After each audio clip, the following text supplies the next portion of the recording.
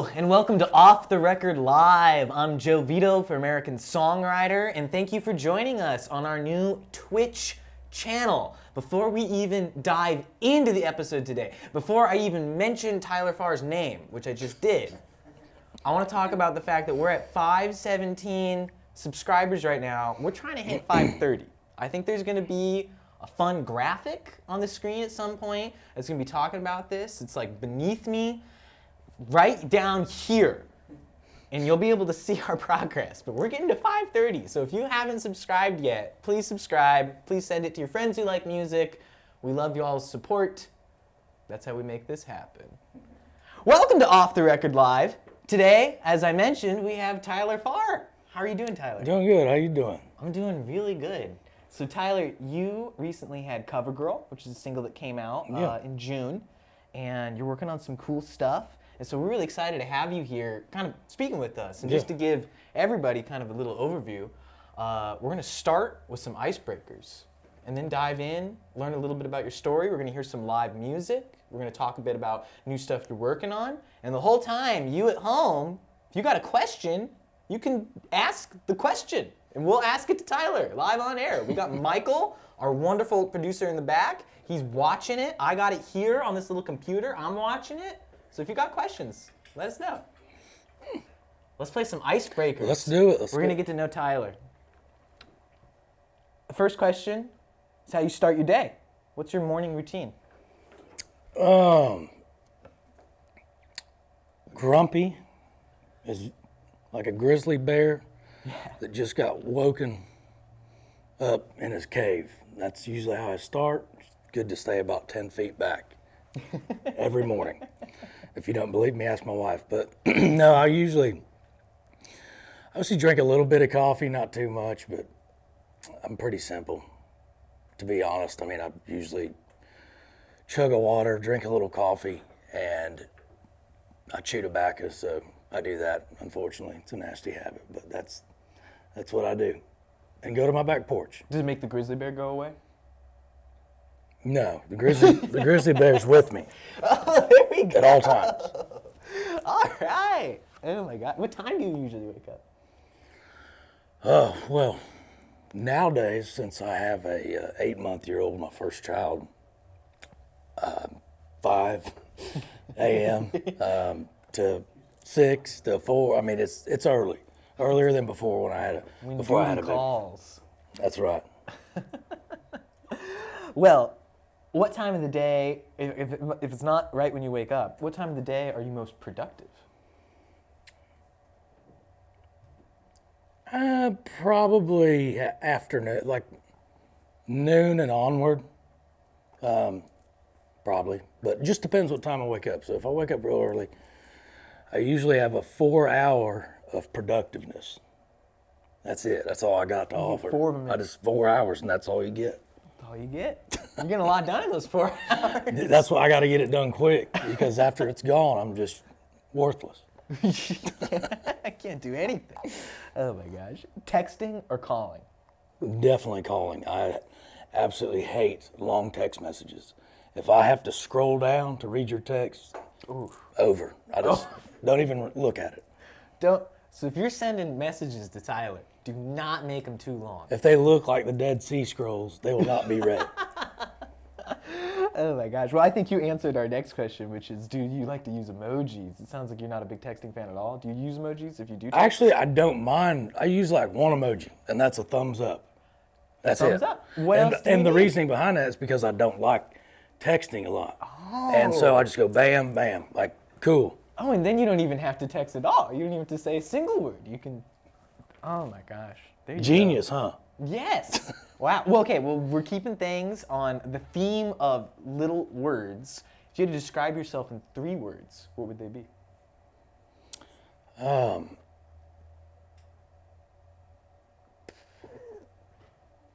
Pretty dang simple. Pretty dang simple. Or 3 words was too many words. yeah, I was just gonna say, just a country dude that likes to hang out and keep things as easy as possible. There you go. Oh my gosh. That's not 3 words, but whatever. Who's counting? Yeah, I feel like This is our show. We can do whatever we want. Yeah, we can make it as many words. That's absolutely correct. All right, you're going into a deli. What's your sandwich order? My sandwich Order. order? Like if you're gonna order a sandwich, what kind of sandwich do you like? Probably like like a turkey, maybe turkey, bacon, lettuce, tomato. Like I said, I'm very simple, so there's not a whole. I'm like, all right, just give me the number 4.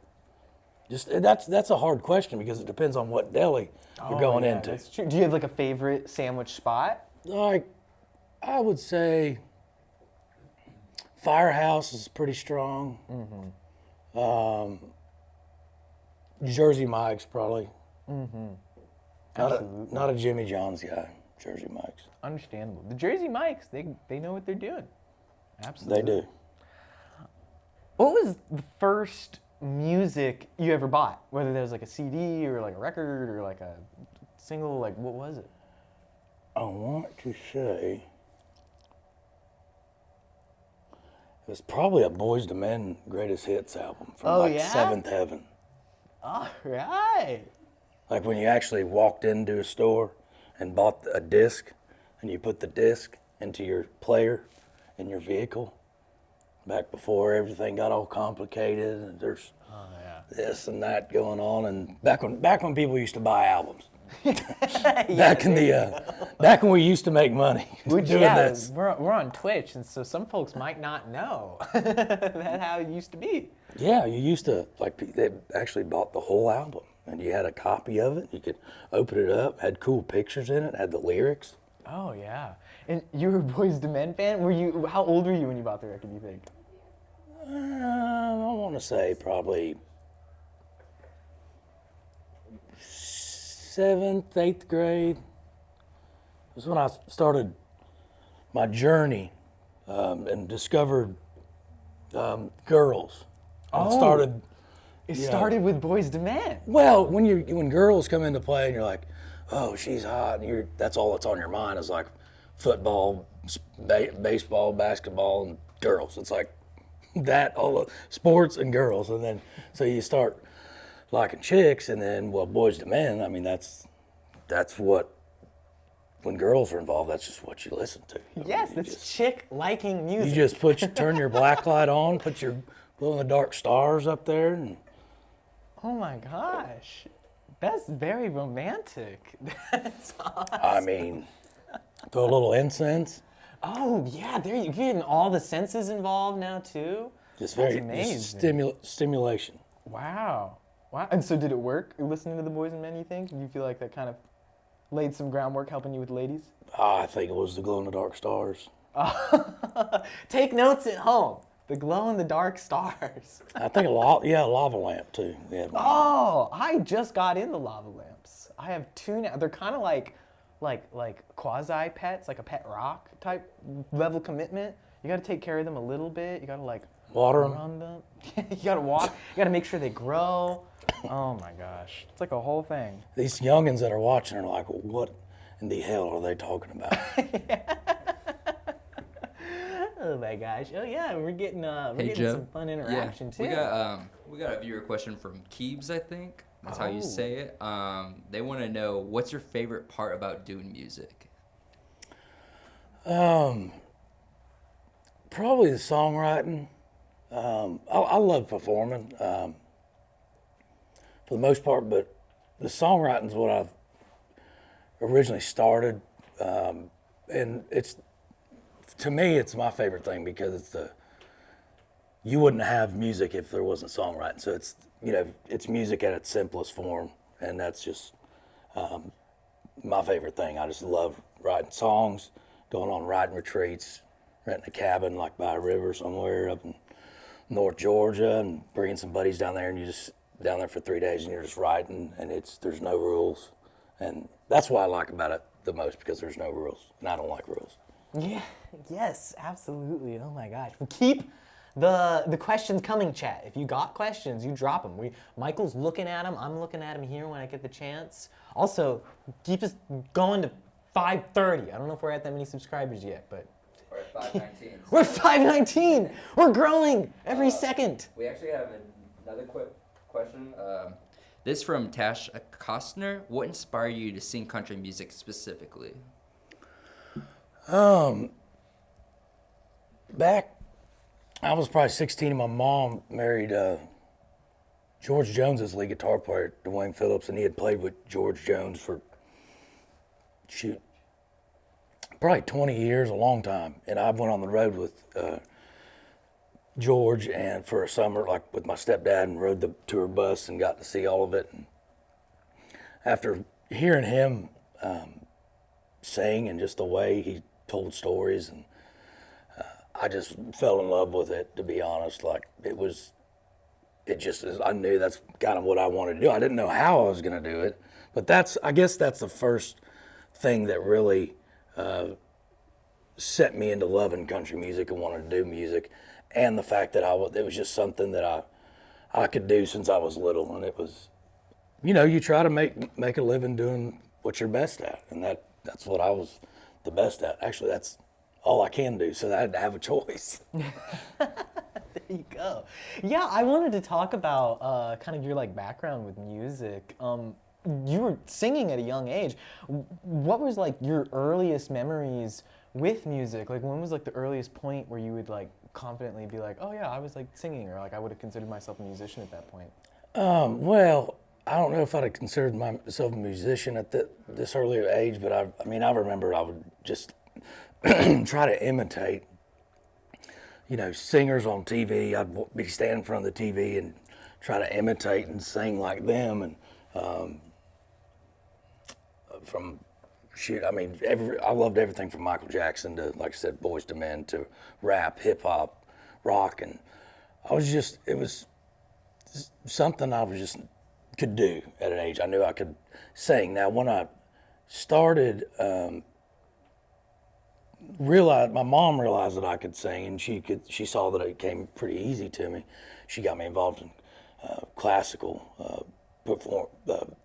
training. She got me into voice lessons from this lady just a town over, and I started taking classical voice lessons and started singing classical music. And I didn't think it was cool. I knew it wasn't cool. I knew my friends were going to make fun of me, but I was good at it, and ended up going to college for vocal performance and classical music. So.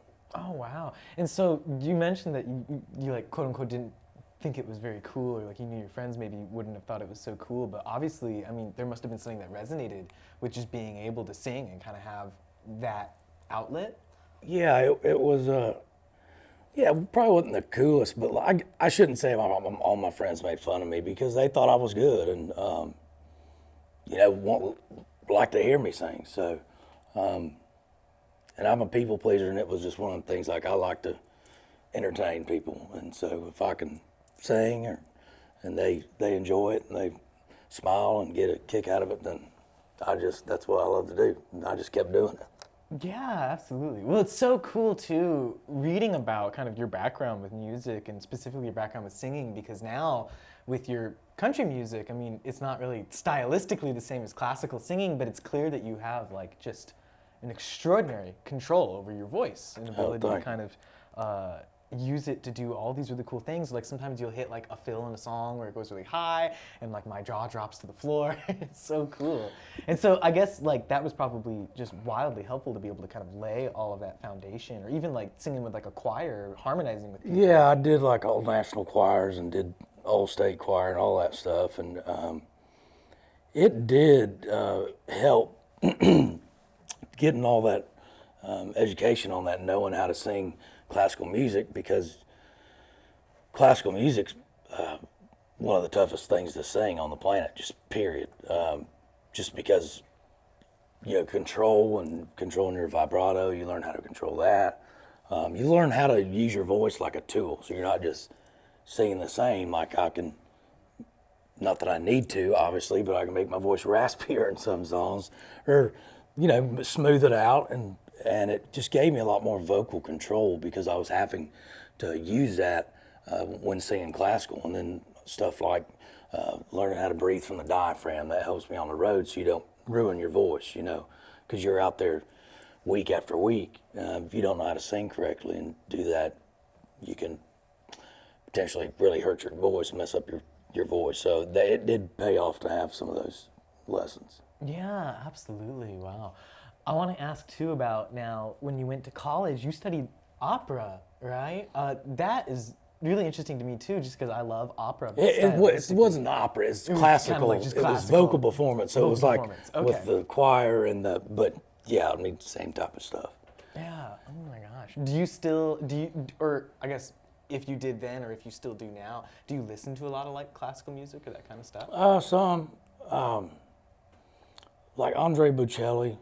I listen to a lot of him. He's one of the best singers on the planet. I've been on a Sinatra kick. That's not classical, but it's got a similar hint of that in there. But yeah, I've been on a Sinatra kick until I was driving home after a write the other day, and I about fell asleep because that Sinatra stuff, if you don't get going, it can put you in. You're like, fly me to the moon. Oh God, AC/DC. You bet. There you go. You're like, I need to get out of this smoky 1940s bar. Man, yeah. I need to wake up. Oh my gosh. Joe, we got another question. Oh yes, I love questions. From Rosa Beats, they want to know which artists were on repeat when you were writing Redneck Crazy album. Which artist? Yeah, like I'm guessing which artists were you listening to while you were writing that album to help out? Oh, okay. Let's see. I'm gonna have to go back in the archives here. Well, it wasn't that long. I mean, it was like 8 years ago. So acting like it was 20 years ago. Hey, it's been a long few years. Buddy, you ain't telling me nothing. That would have been, I would say, Jason Aldean. As bad as I hate to admit that, I liked this record. Because I didn't know I was going to be friends with him. I was friends with him at the time, so I feel like an idiot. But I was. I forget what album. I think that's round about when the Truth came out. His song, one of my favorite songs that he had, and I just really love that song, so I wore that out. When else was? Probably. And this never changes, so I've listened to this since I was young, but Hank Jr. is like just stays on rotation of like every album it is, so it just kind of goes on shuffle. So a lot of Hank. I mean, I've always been a fan of the traditional country. Oh yeah. So just that type of stuff, you know, Vern Gosdin to Conway Twitty to Jones and Haggard, all that stuff. I want to say at that time too, I was listening to a lot of Blake Shelton. I think I forget what. It's hard for me to remember what songs were like out then, but I was a big fan of Blake, and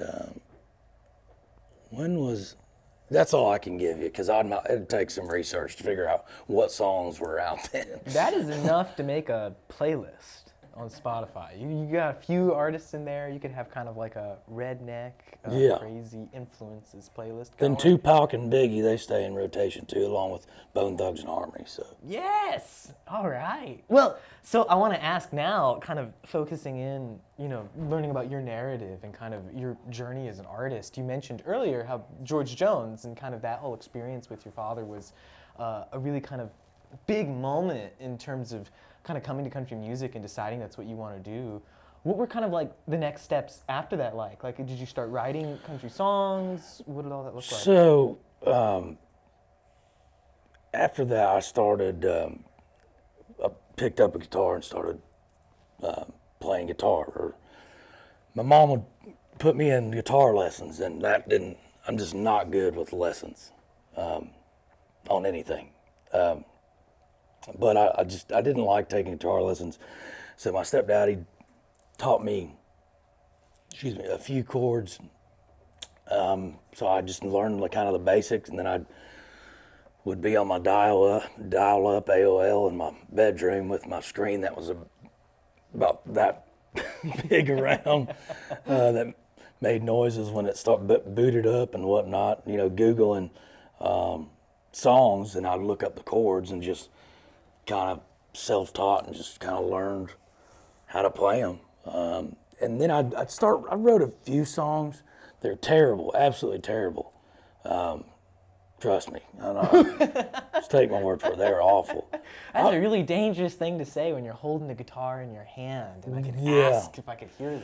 Well, I can't remember them to play them to you, but All I right. have them written down at home, and trust me, they are terrible. I was writing a little bit, not like on a weekly basis. Went to college, like I was saying, on a vocal performance scholarship. Did that for 3 years. And it just wasn't real fulfilling for me. And I just literally packed up and moved to Nashville one day with my stuff. Just came to Nashville. Hear about that story because I read a little bit about it. And so you didn't even tell your parents? No. And you just came down. And you ended up working at Tootsie's as a bouncer? Yeah. So my first job, I was passing out flyers for Tootsie's during, it was fanfare at the time, in a full-blown suit, like walking up and down Broadway passing out flyers. That was back when Nashville had a skyline. Like a full suit on? Yeah.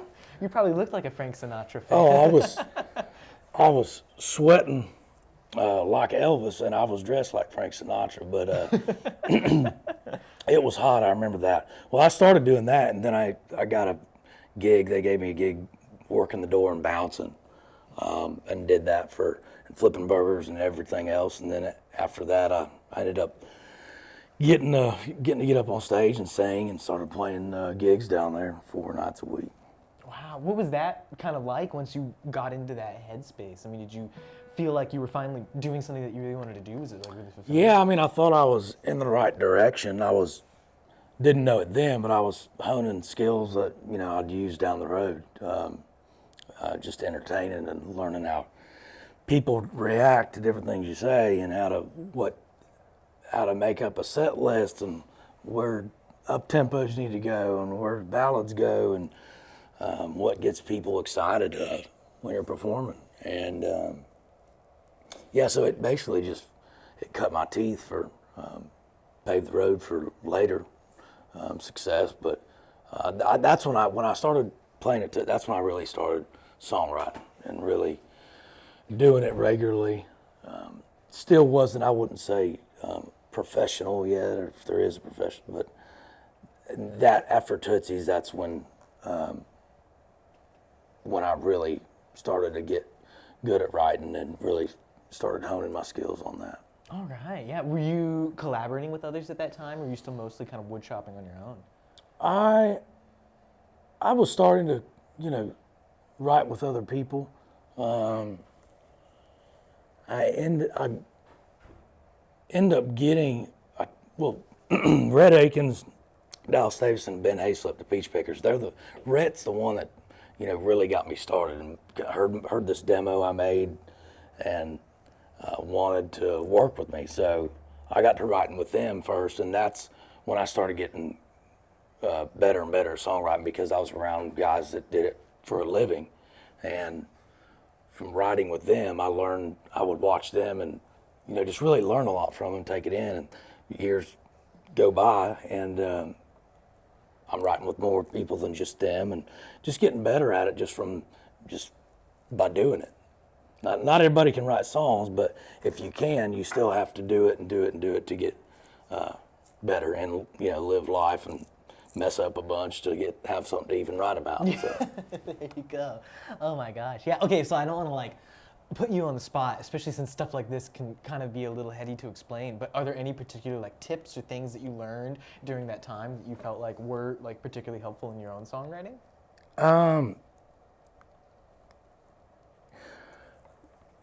I just learned to be real, like to put it, like don't write something that is not real to you, because more than likely it's not going to be real to everyone else, and people will see through that. Because so I'm learned to, when I'm writing, and maybe there's a couple co-writers that say this, and you know, and to speak up, because it's like don't be shy, and I was never shy. If you don't like something, say it. It doesn't matter if this person's written a million number ones or whatever.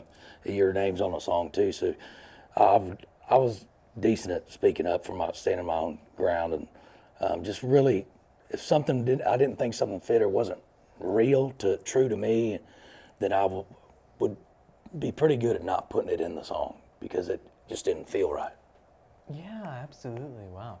Well, now kind of moving into like the next really kind of big moment in your career, Redneck Crazy. I want to ask specifically about that song. What can you kind of tell us about the story about it?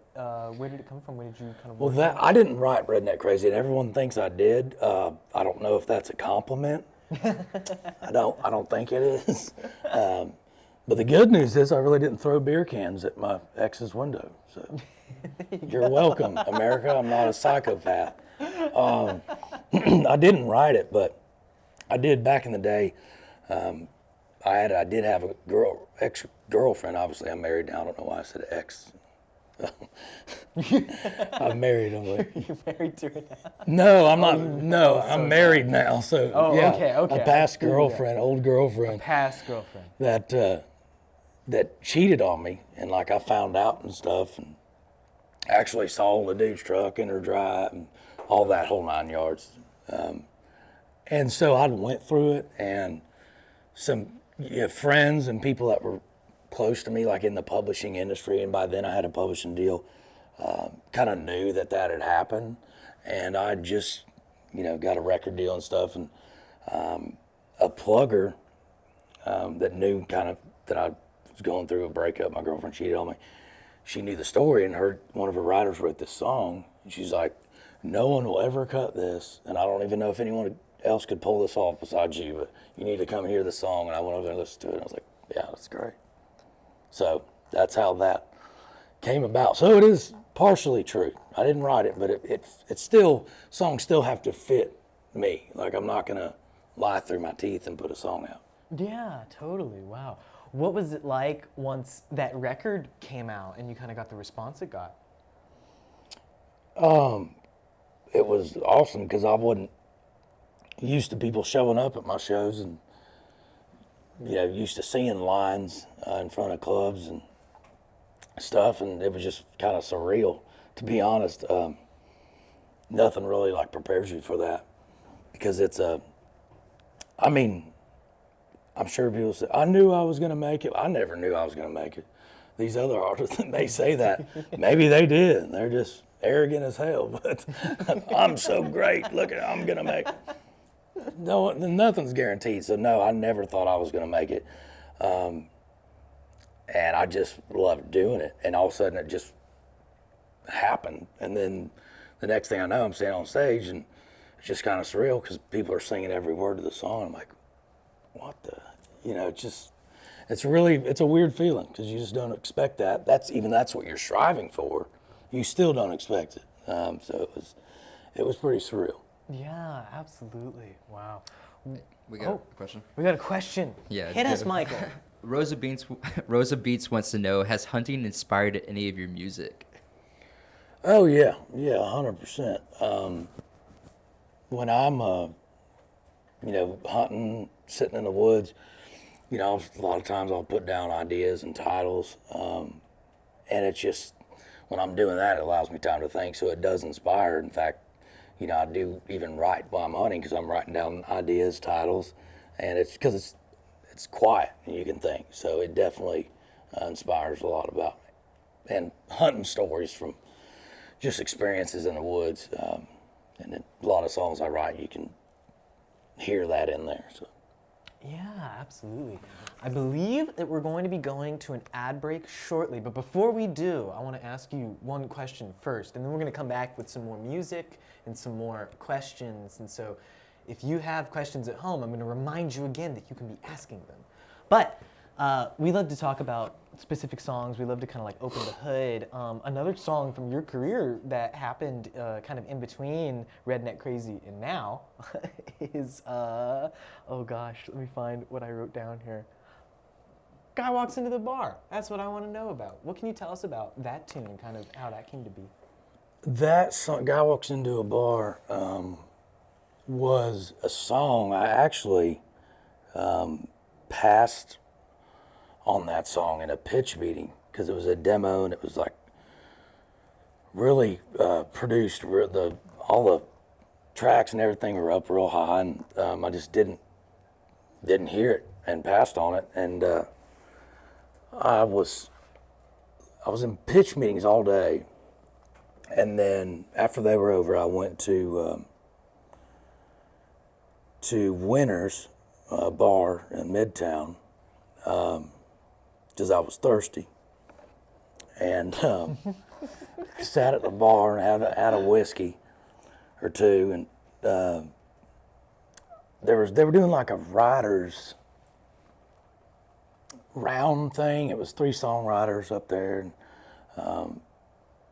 I knew a few of them, or a couple of them, and they're just going. One's playing a song, going down like they do, and Jonathan Singleton was up there and starts playing this song, and I was like, dang, I kind of turned around and it was Guy Walks Into a Bar.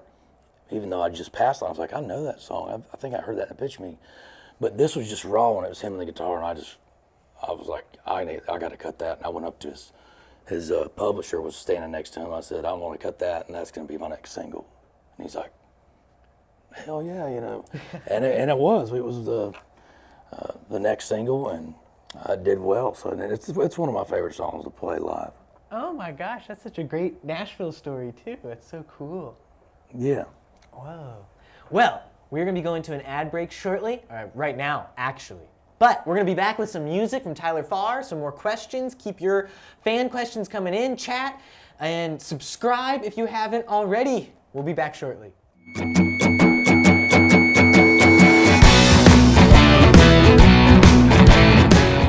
Hello and welcome back to Off the Record Live. Now we're going to have a real treat. Tyler, you're going to be playing a few songs for us. Yeah. What songs are you going to be playing? The first one I'll do is Cover Girl. It's for everyone that's heard it, and if you've heard it, I'm not sure if you have or not, but it was a song I wrote with a couple buddies of mine, and it being Domestic Violence Awareness Month. It's a important song to a lot of people. I get a lot of messages about it, and it addresses domestic violence, and that's an important thing to address because it happens a lot in our country, and there's not a lot of songs that really talk about that. And I wanted to write something that women out there could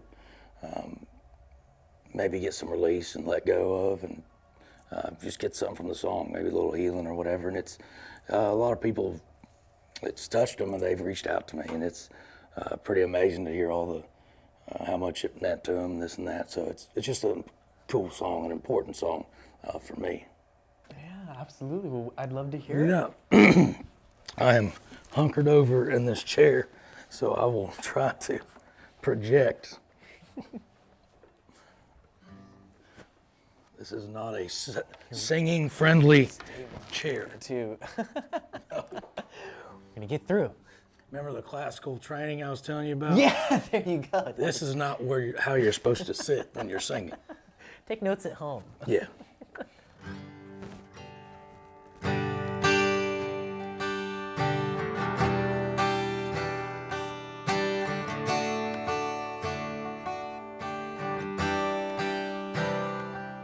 She let her last tear drop, pressed the pedal down, put 'em in a review, along with that stuck here town. Turn that FM down till she found a song to help forget what was already gone. Cover girl, shouldn't trust a cover girl. Makeup hides but don't heal it. So damn tired of concealing. No real man should ever lay his hands on you. Hey, cover girl, ain't meant to cover black and blue.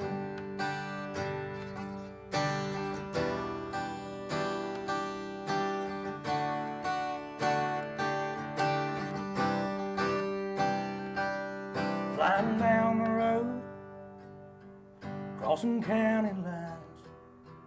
You never thought you'd leave, but you did this time. You never felt so free, never thought you'd know what it feels like to break the chains and roll. Go on, girl, go. Cover girl, isn't supposed to cover girl. Makeup hides but don't heal it. So damn tired of concealing. No real man should ever lay his hands on you. Hey, cover girl, ain't meant to cover black and blue. Keep on rolling, don't slow down, don't let the devil pull you back around. You're almost there. Keep moving and prove it. Cover girl, it's supposed to cover girl. Makeup hides but don't heal it. So damn tired of concealing. No real man should ever lay his hands on you. Hey, cover girl, ain't meant to cover black and blue. Ain't meant to cover black and blue. Hey, cover girl, ain't meant to cover black and blue. There you go, thank you. Well, I believe that you got another song for us. What else are you gonna play? I'm gonna do Guy Walks in the Bar, and I already told you that story. All right. So I hope you were paying attention at home. If not, you're out of luck, Jack. Let's see. I'm telling you, I'm sunkered over here trying to. No. And this chair goes really well with high songs too, because you really want to be squished over when you're singing real high and projecting. I might pull a hamstring, but bear with me. And it'll happen here live on Twitch. I'll see if I can remember this. I haven't played it since last night. So.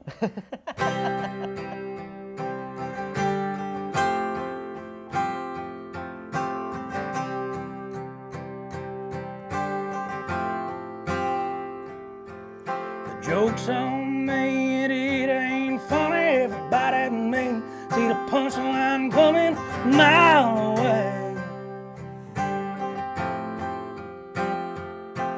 I've heard it so many times I could tell it to the T. Believe me, I could sell it all day. It goes, a guy walks into a bar, orders a drink, sees a girl that catches his eye, asks her if she wants another, offer each other and end up lovers. Laugh, cry, hold on tight, may work for a little while, then one out of 10 lights fade out into the dark, and the guy walks into a bar.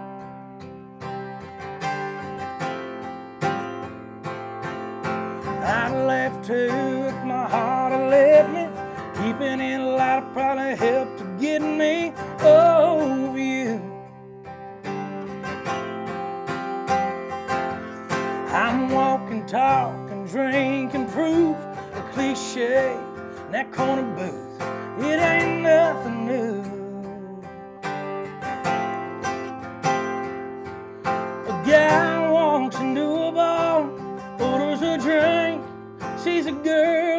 catches his eye.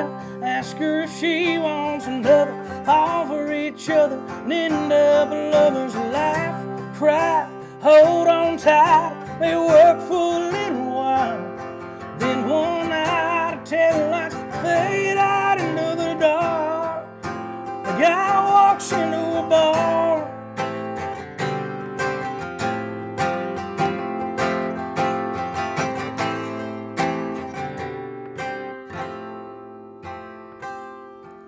A guy walks into a bar, orders a drink, sees a girl that catches his eye. Ask her if she wants another, fall for each other, and end up lovers. Laugh, cry, hold on tight, make it work for a little while. Then one night, a tail lights fade out into the dark. A guy walks into a bar. A guy walks into a bar. A guy walks into a bar. That was what we call the alternate ending. If you give me an acoustic guitar and I don't have my band, I just feel free so I can do whatever the hell I want. So sometimes I'll go to this chord, I can go to this chord, I can add chords and I can add lyrics. Wow, it's free. You can add any. You can even do a different song. America. That's right. Oh my gosh. Wow. Well, that was amazing. We're going to be going to another ad break, and then we're going to be back with some more questions. Keep them coming in the chat. Keep subscribing. Hang out with us. Thank you so much. We're going to be back.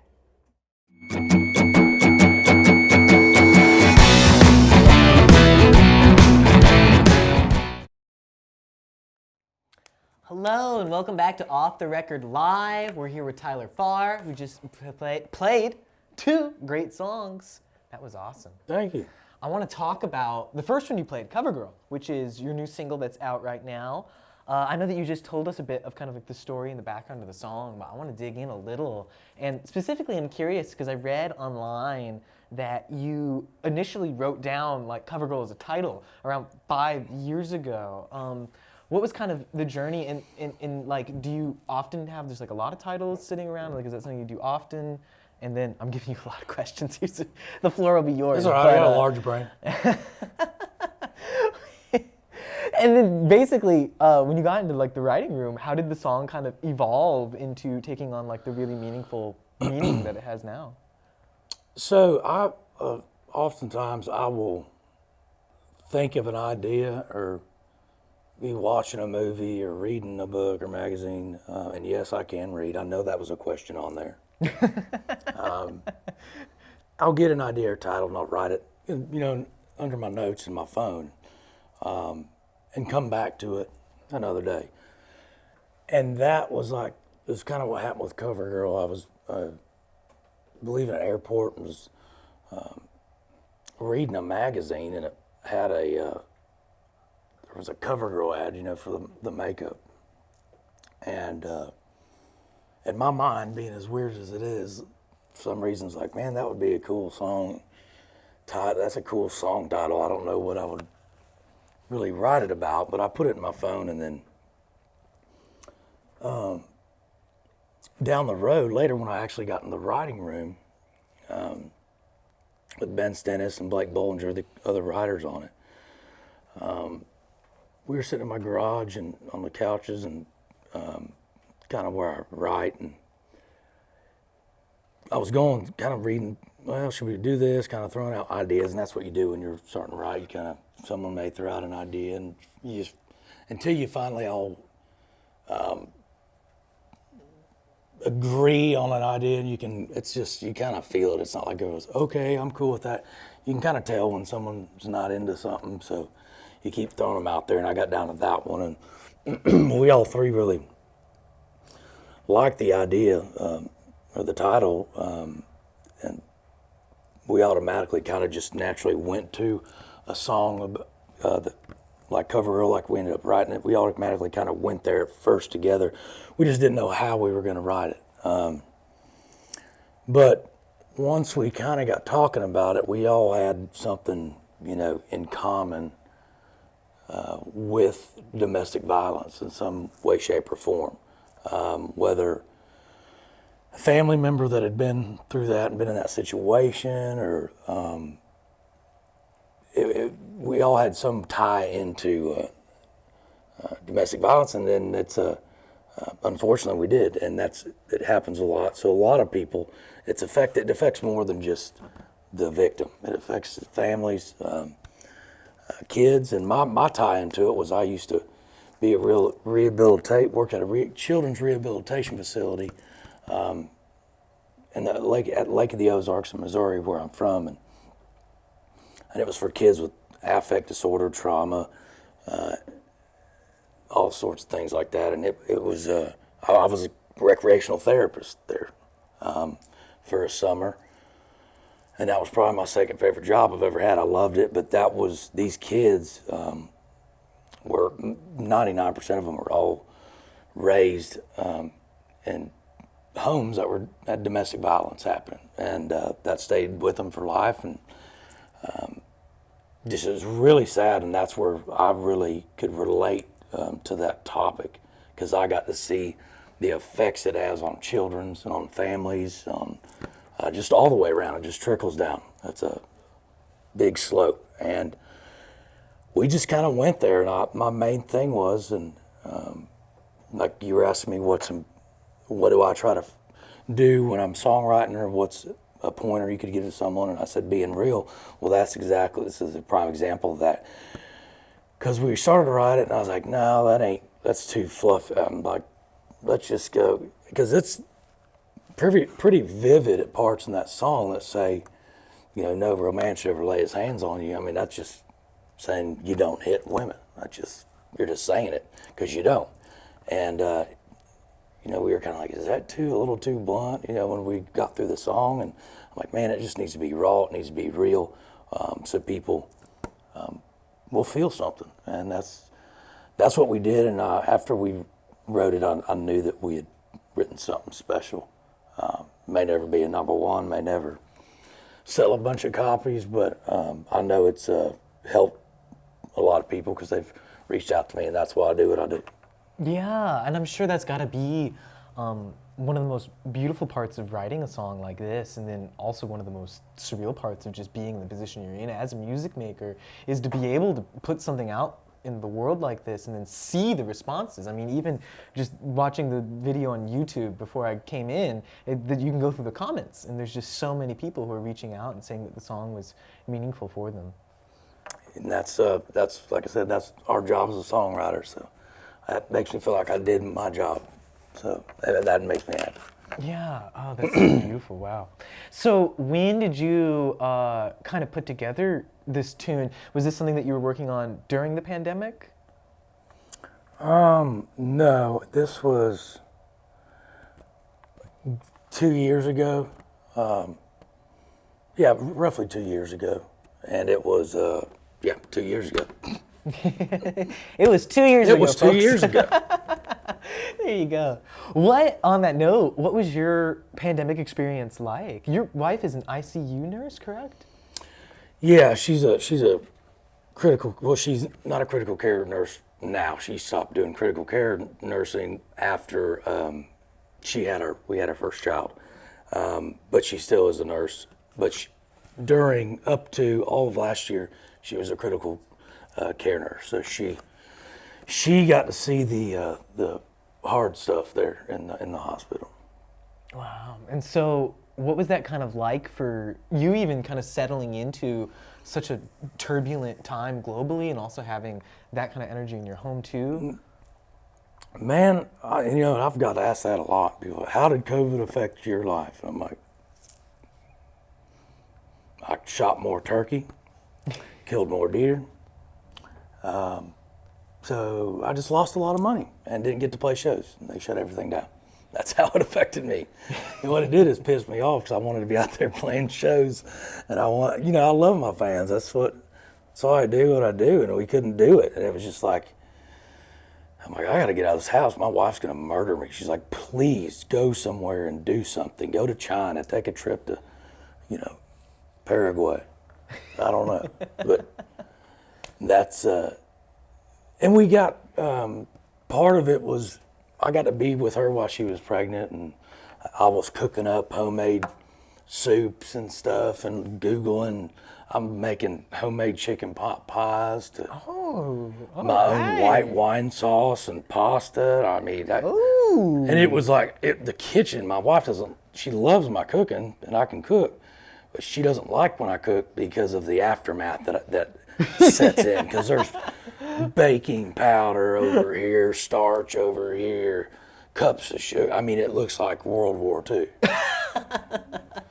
So I did that's what I did, and I made the baby during COVID, and There you go. helped my wife along her pregnancy as much as I could. So it sucked. Don't get me wrong. Last year sucked, but there was a lot of good that came out of it too, is what I'm saying. And all I do is hunt and fish and write songs and play songs. So the only thing I still wrote, but I had so much time. Like when COVID started, I'm like, this is awesome. I can turkey hunt all day, every day. I ain't got to do nothing besides just go around and shoot turkeys in the face and eat them. This is amazing. So my house was like a lodge for the entire season of turkey. My wife was about to kill my buddies. Buddies come up from Georgia, and they were staying at the house for like 2 weeks. My wife was like, what exactly? Are you running an outfitting service or what? So it was good. I got to hunt a lot and spend time with friends that I don't normally get to see because I'm on the road a lot. So it was good. But yeah, it didn't really change my day-to-day activity, but it just took away any travel and playing for the fans, and that got old really quickly. And I soon found myself not saying, "Oh, this is awesome. I get to turkey hunt every day." I'm like, I got to go on the road. This has got to end. So. Yeah, oh my gosh. How has becoming a father kind of changed your life? Has it changed your artistry at all, like your songwriting or anything? Yeah, it gives, I look at a songwriter that like he has lanes, like based on the experiences he has been through. I'm 37, but I'd like to say, I think I've lived a lot longer than 37. But you can only write real about what you know, or else it's not real. I mean, if you don't know anything about it, you're just BSing. But I have this lane. I can write about heartbreak, ex-cheat. So you see what I mean by lane. So this gave me a whole nother lane that I've never really been able to write about and feel comfortable about, because I didn't know anything about it because I've never had a kid. I've had like bird dogs, but way hairier. So it really got me. I just wrote a song recently called Questions, and it's about my daughter, a beautiful song, and it's just kind of opened up you just put you in another place, and I can write down that lane from a father now. And it's weird, once you're a father, you hear like, in my daughter's eyes, or hear, dad songs, excluding Mr. Mom. You really feel something now because you're there. So it's just a whole nother side. Yeah, absolutely. Oh, that's great. Here, I'm going to check our chat real quick. I'm seeing that we got some things coming in. Like, I have a question for the fans. How many of y'all know the song Mr. Mom by Lone Star? If you don't have it downloaded, go download it. y'all heard it here. I'm going to go download it after this because I regrettably don't know it. Do not download it. Never mind. Never download that, ever. I'm pretty sure none of my buddies wrote it. Oh well, don't Here we download have it. some It's folks awful. raising hands, saying me. There we go. Oh, we got a question from Quinn K 2021 who asked, "What's your favorite book?" No one on earth is going to believe this whenever I say it. The book I'm reading right now is the Iliad and the Odyssey. Yeah, all right, Homer. Didn't see that one coming, did you? My favorite book is The Old Man and the Boy. It's a really good book. It's about this kid learned all these life lessons from his grandfather. It's like a kind of old Southern book. And he's just like taking them hunting and fishing and stuff, and all these life lessons this kid learns. Pretty much how to be a man from his grandfather, taking him around and teaching him lessons about life. And it's a great book, and I forget how many copies are sold, but it's pretty popular. Probably not with the young whippersnappers these days, but and also while we're on the books, I have read every single Harry Potter book. All right, every single one. Didn't see that one coming either, did you? Well, when did you read the books? Like when they were coming out, or? It was like, gosh, it had to be after college. Like, so, I'm not sure when they come out. It was after when the movies were coming out, and yeah. What Hogwarts house are you? I'm definitely.